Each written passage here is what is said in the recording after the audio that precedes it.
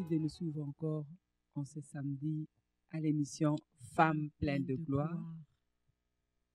Comme à notre habitude, nous sommes avec la sœur Sylvie.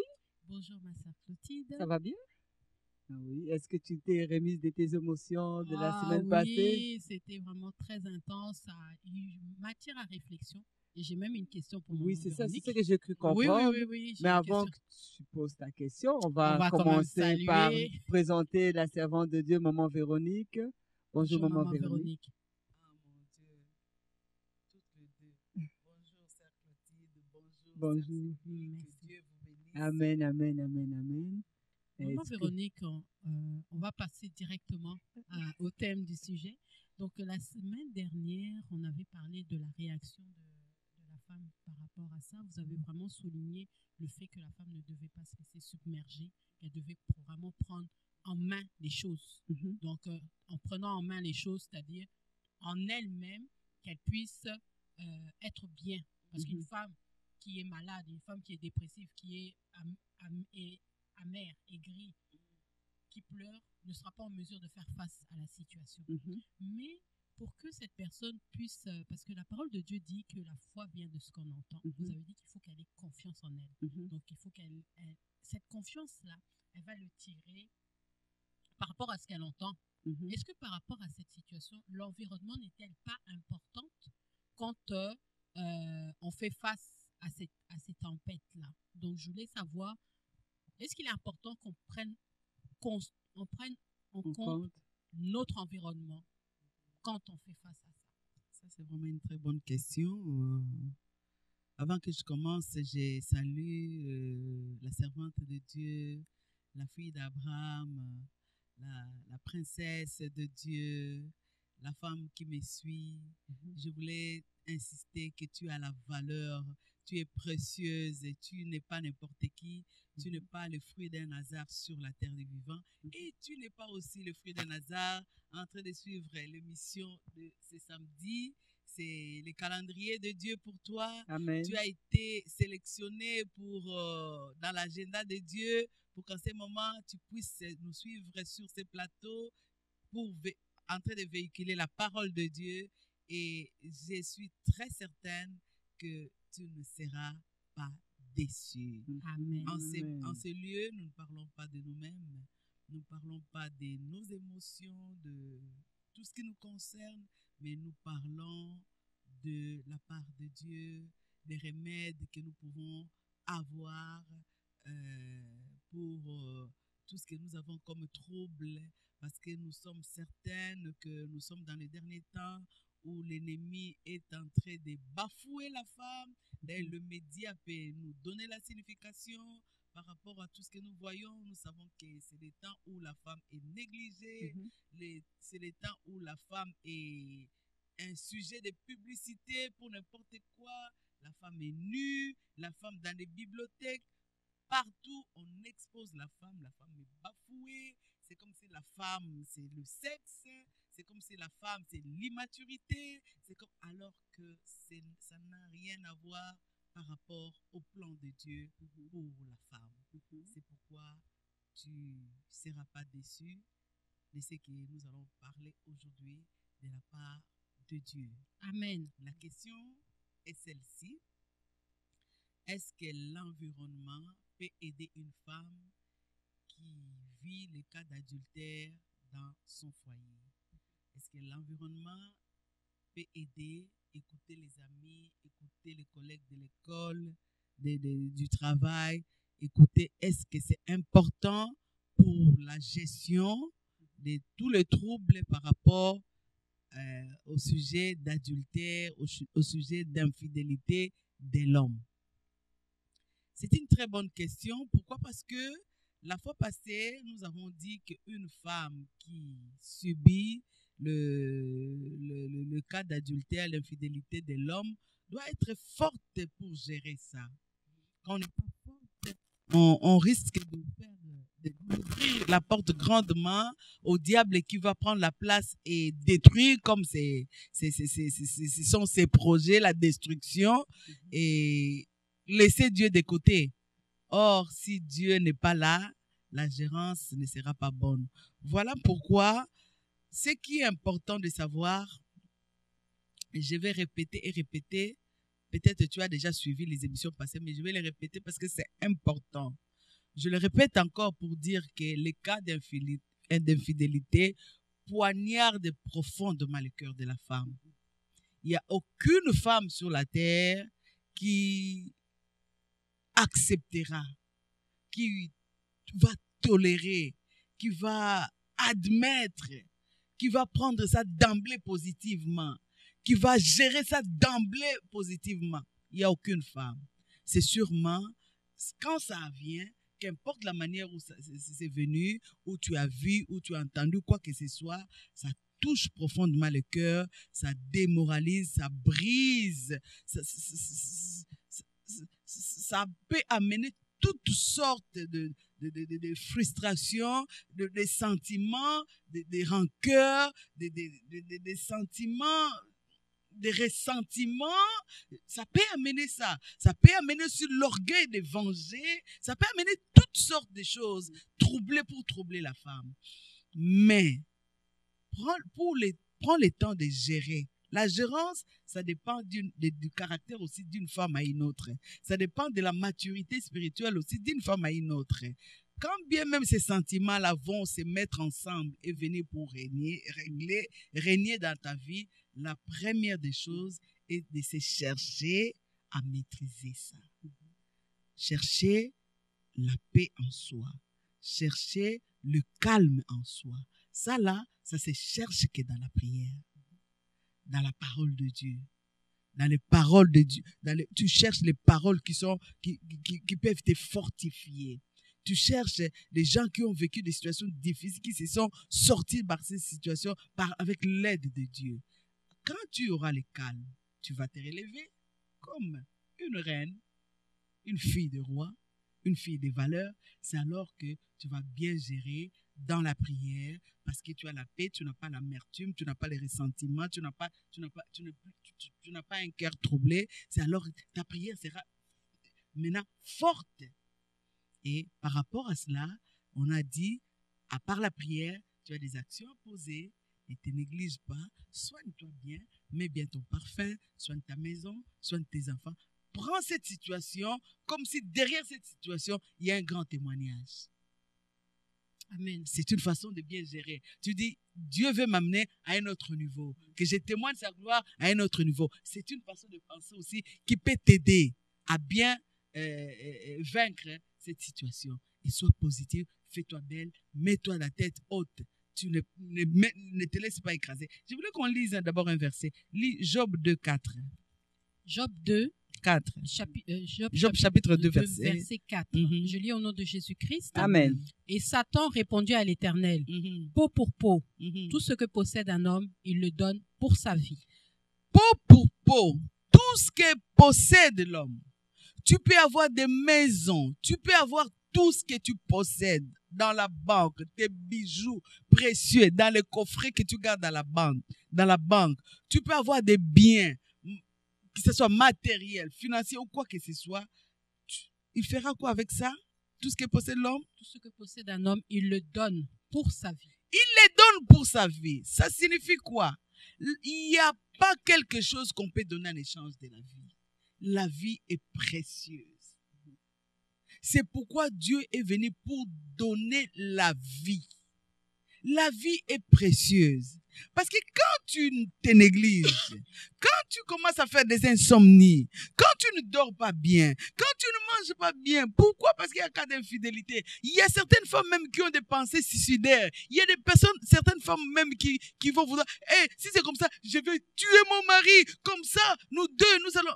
Ça là, tout ce que possède un homme, il peut les donner en échange de sa vie. Pourquoi? Tu dois savoir que la vie est précieuse. Ta vie est précieuse. Même pour avoir la victoire, il faut que tu sois en vie. Amen. Amen. Tout à fait. Même pour avoir tout ce que tu voudras, l'argent, il faut que tu sois en vie. Amen. Alors, des choses qui vont faire en sorte que tu ne puisses pas vivre comme il se doit, il faut l'écarter. Mhm. Sois positif. Relève ton front vois derrière cette situation un grand témoignage, que je vais témoigner la gloire de Dieu dans ce que...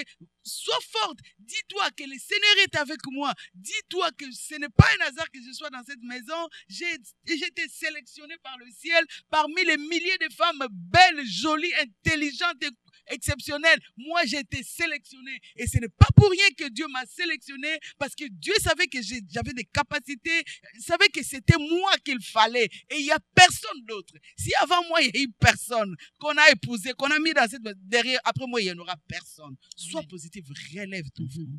Mais, en ce qui concerne l'environnement, la Bible nous dit, la foi vient de ce qu'on entend. Ce qu'on entend doit venir de la parole de Dieu. Voilà pourquoi j'insiste à une femme qui vit les cas d'infidélité dans son foyer. Ne commence pas directement. Dès que tu entends, dès que tu vois un des signes, dès qu'il y a un coup de fil, tu commences d'abord, je vais appeler mon ami. Voilà. Il y a une femme qui vient de m'appeler ici. Il a dit qu'il sort avec Robert. Voilà. Toi, comme tu as passé ce temps, et comment tu l'as géré? Non. Ça, ce n'est pas une bonne façon de faire. Ça, un bon ami d'abord, c'est Jésus. Amen. Un bon ami, c'est Jésus. Amen. Jésus ne peut pas te trahir. J'ai vu des amis céder l'homme de son ami à une de ses amies. Ça existe. Ça se fait que c'est ton ami là qui a cédé sa copine. Va avec. Parce que sa femme, mon amie là, elle croit que c'est elle. Elle croit. Sors avec son mari. Maintenant là, dès que tu entends, tu appelles la même personne. Tu te vends. La foi vient de ce qu'on entend. Et ce qu'on entend doit venir de la parole de Dieu. C'est pourquoi quand tu vis de telles situations, il faut vouloir chercher ta foi dans la parole de Dieu. Plus écouter Dieu, plus méditer la parole de Dieu, plus te positionner du côté de Dieu. C'est ce qui rendra ta conscience, ton cœur, tes sentiments forts de combattre cette situation et de vaincre. Mais si tu mélanges les gens, tu appelles maman, voilà, tu appelles ta belle-mère, voilà ce qu'il m'a fait. Qui te dit que ta belle-mère est de ton côté? Tu n'as jamais vu de belle-mères qui cèdent leur enfant? Ah, sa femme, prends, qu'est-ce qu'il va faire? Tu n'as jamais vu ça? Mais maman Véronique... Dans cette histoire, est-ce que tu connais d'abord l'ennemi? Tu risques de te confier à ton ennemi. Hein? Mais par rapport, parce que quand vous dites que quand il y a une situation comme ça, mais pour la femme pleine de gloire qui nous suit, qui n'est pas encore arrivée à ce stade-là, que quand quelque chose arrive, je me calme, je me mets en prière, je cherche Dieu, comment conseillerez-vous qui aurait besoin, on va dire, de s'épancher vers quelqu'un? Absolument, il faut que je parle à quelqu'un, il faut que j'appelle quelqu'un pour...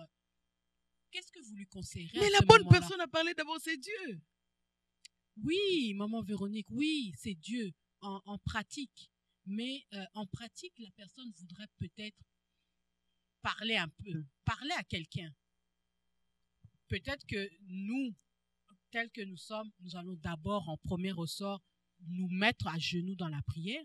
Mais pour la femme pleine de gloire qui nous suit, ou la jeune qui vient de rentrer dans le mariage, que c'est encore nouveau pour elle pour avoir ce genre d'attitude, si elle doit se pencher sur quelqu'un, soit elle doit appeler quelqu'un autre que Jésus en attendant, qui devra-t-elle pas appeler? Avec qui devrait-elle parler? Devrait-elle appeler ses parrains de mariage? Je sais une chose que selon la nature humaine, on se croit être déchargé quand on se confie à quelqu'un. Exactement. On se croit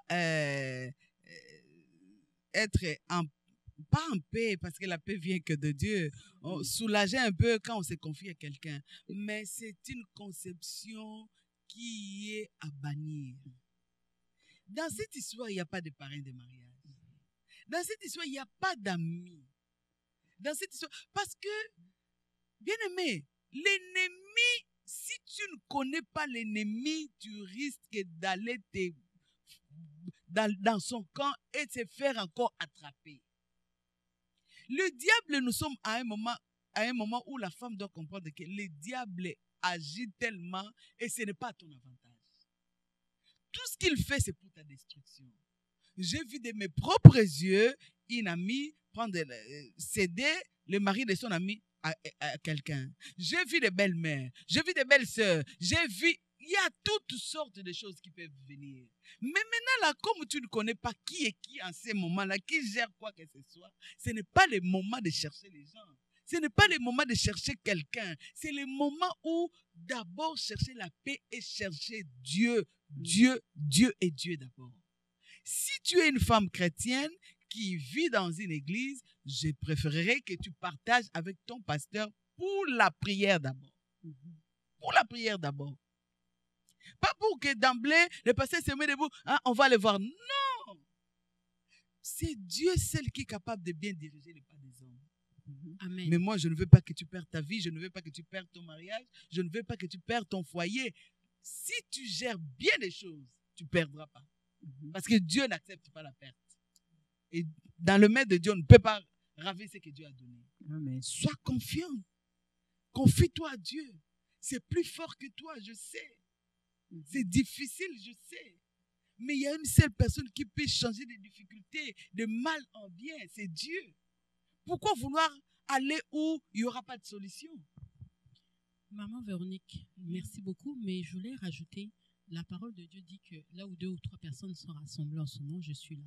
Est-ce que dans ce genre de problème, ne pas faire appel à une deuxième personne ne serait pas avantageux pour nous, pour qu'on soit plusieurs à pouvoir gérer cette situation?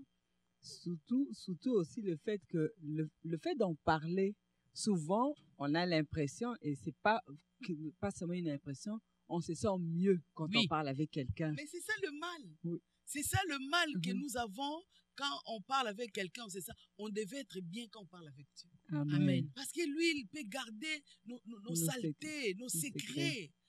Il peut nous garder. Il est le seul qui peut nous garder. Tu peux parler avec ton ami. Ton ami se confie à son mari. Il va se confier à son mari. Et son mari, s'il est derrière, il va bien gérer. Tu parles à ton mari.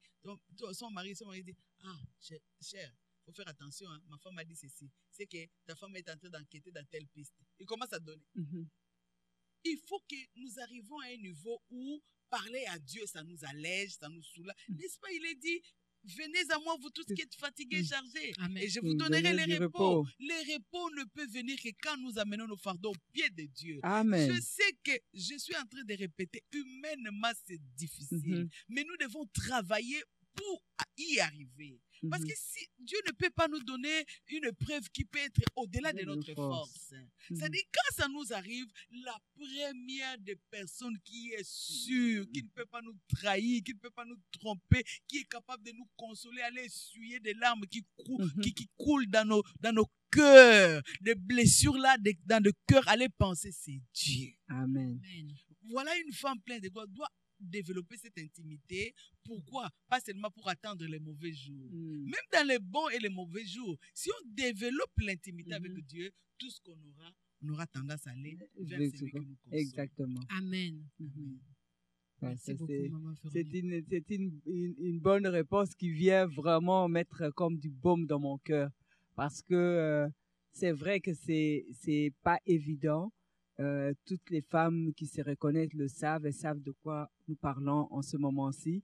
Ce n'est vraiment pas évident quand de telles choses arrivent que l'on puisse directement se confier en l'Éternel. Souvent, on a tendance à se confier auprès d'une personne parce qu'on pense qu'on va être mieux, ça va nous faire du bien. Mais dans le fond, ça ne nous fait pas du bien. C'est l'impression qu'on a. Le vrai bien, c'est vraiment dans la prière.